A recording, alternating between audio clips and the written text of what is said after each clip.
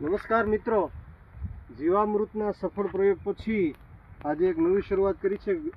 ગૌ કૃપા અમૃતમ એ જે કલ્ચર તૈયાર કરવા માટે મેં બલ્કમાં થોડું 200ની જગ્યાએ 400 લીટર 1000 લીટર પાણીના ટાંકામાં 400 લીટર પાણી ભરી અને એમાં 4 કિલો જેટલો ગોળ ઓગાળી 4 લીટર જેટલી છાશ અને જે આ કલ્ચર છે એ 1 લીટર નાખી દીધું અંદર અને બીજું નાખવાનું છું. તો આનાથી એક સરસ મજાનું જૈવિક કલ્ચર તૈયાર થાય છે, જેને નામ આપ્યું ગૌ કૃપા અમૃતમ. આ જે બેક્ટેરિયા તૈયાર થાય ને જમીનની અંદર જેની ફળદ્રુપતા વધારવામાં ખૂબ ઉપયોગી નીવડે છે. ખાસ કરીને જે કાર્બન છે ને એ ગોળ પૂરો પાડે, શેરડી અથવા રસ, અને કઠોળનો લોટ છે એ નાઇટ્રોજન પૂરો પાડે છે, અને છાશ છે, ગોળ અને છાશને આ બધું મટીરિયલ ભેગું થાય એટલે ફર્મેન્ટેશનની ક્રિયા થાય. સાયન્ટિફિક આખી પ્રક્રિયા છે. એને તાપમાન મેન્ટેન કરવું પડે, તાપમાન 25 થી 35 ડિગ્રી સેલ્સિયસ સુધી અથવા છાંયડે રાખવું પડે, કારણ કે સૂર્યપ્રકાશના કિરણો જો એમને મળે તો ખૂબ નુકસાન થાય. બેક્ટેરિયા શરૂઆતમાં લેગ ફેઝમાં, પછી લોગ ફેઝમાં, પછી એનું ડબલિંગ થાય, બાઇનરી જે 2 ના 4, 4 ના 8 એમ, એ રીતે એક તબક્કો એવો આવે કે આખું કલ્ચર છે બેક્ટેરિયા બની જાય, બરાબર, આના તૈયાર થઈ જાય, અને પછી એનો ઉપયોગ કરવાનો. જો લાંબો સમય ઉપયોગ ન કરો તો એ મૃત થઈ જાય, તો પછી એને ટકાવવા માટે વધુ ગોળ નાખવો પડે, કારણ કે ખોરાક ખૂટે તો બેક્ટેરિયા છે મરી જાય. એટલા માટે એને પાણી સાથે પાઈ દેવાના, છંટકાવ કરીને પણ રાખી શકાય. તો જમીનની ફળદ્રુપતા વધારે.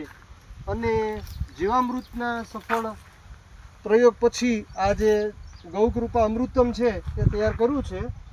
તો સૌપ્રથમ હું પાણીમાં આ જે પાણીની પીપ છે એની અંદર ગોળનું પાણી હું નાખી દઈશ. ત્યારબાદ હું છાશ નાખી દઈશ, બરાબર.